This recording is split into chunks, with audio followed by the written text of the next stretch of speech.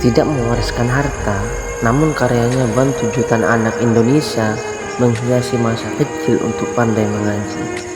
Gerbang pertama membaca Al-Quran. Bagi jutaan anak di Indonesia, ada sebuah buku sederhana yang menjadi gerbang pertama mereka mengenal huruf-huruf suci Al-Quran. Suara A, bata yang dieja berbata-bata di TPA atau surau sore hari adalah kenangan kolektif satu bangsa. Buku bernama Iqra. Kisah sang inovator sunyi. Di balik metode yang terasa begitu sederhana namun berlian ini tersimpan sebuah kisah perjuangan sunyi.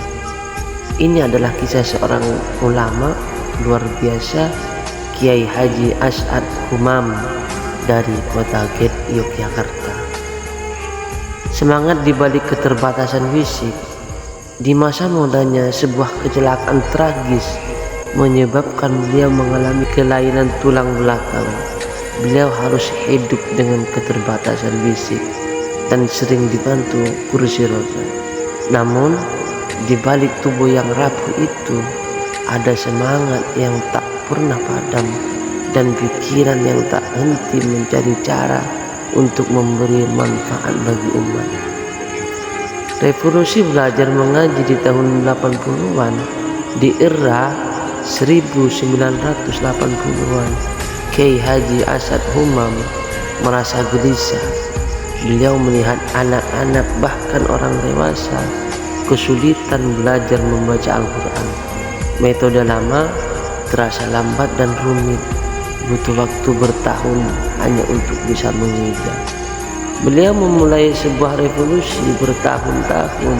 Beliau meneliti, mencoba, dan menyempurnakan metode baru. Metode radikal yang memangkas waktu. Metodenya saat itu dianggap radikal. Sistem eja tradisional dibuang total.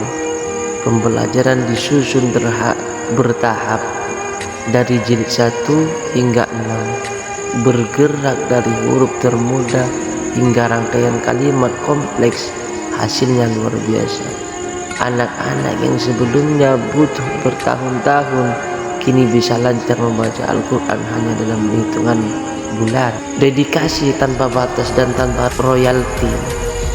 Metode Iqra menyebar dengan cepat dari mulut ke mulut, dari TPA ke TPA hingga ke seluruh Indonesia dan Asia Tenggara.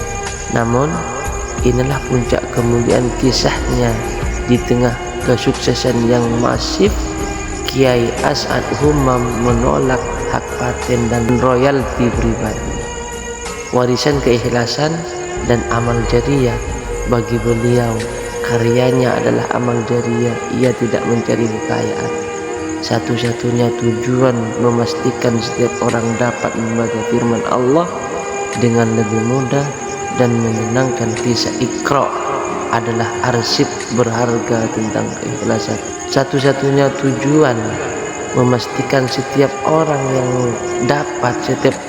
dapat membaca firman Allah dengan lebih mudah dan menyenangkan.